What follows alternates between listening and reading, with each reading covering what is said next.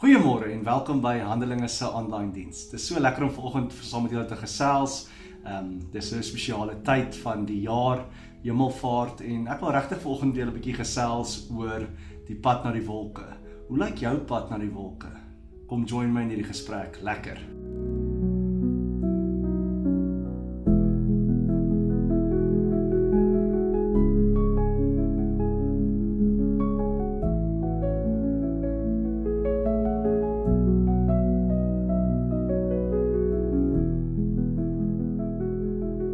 Ek wil graag vanoggend met julle 'n gedeelte deel wat regtig na my hart is. Dit is die pad na die wolke.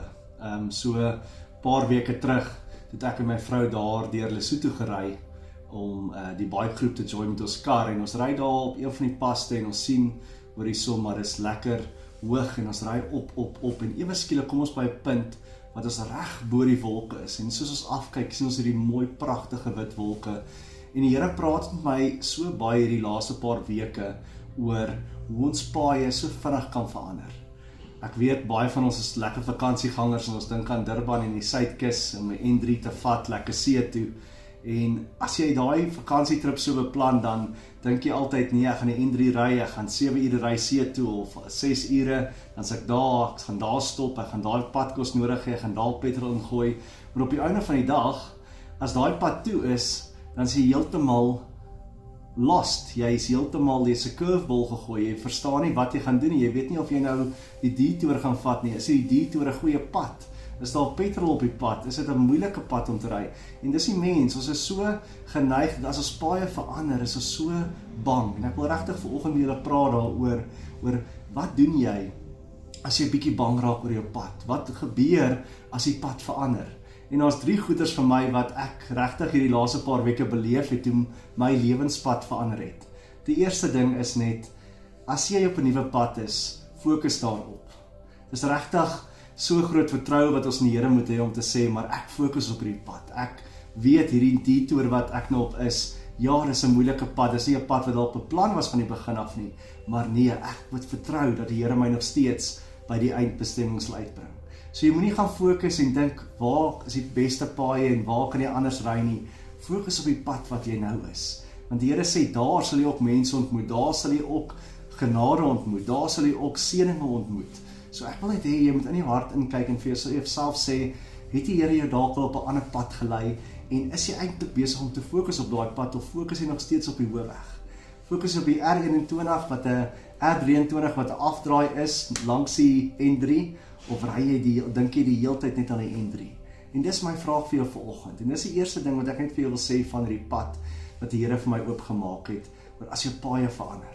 Die tweede ding wat regtig vir my uitstaan, is dat Jesus se pad het ook so verander. Nadat hy opgestaan het uit die doodheid, was hy nog 'n rukkie op aarde en toe vaar hy op hemelvaart.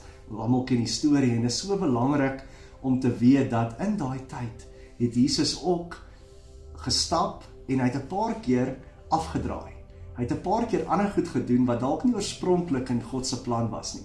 Ek moet glo dat elke dag wat Jesus op aarde was, nie presies verloop het soos wat hy beplan het nie, en dat God nog steeds hom by die regte bestemming uitgebring het. Want dit gebeur daagliks met my. Ek beplan hierdie pad en dan ewe skielik is dit 'n ander pad.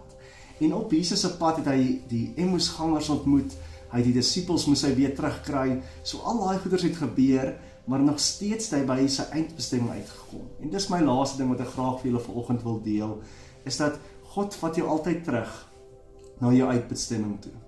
Dit bly dieselfde. Ja, die pad kan bietjie draai loop en jy kan bietjie op 'n ander draai vat en jy kan bietjie 'n detour vat hier, maar God se eindbestemming bly nog steeds perfek vir my en jou.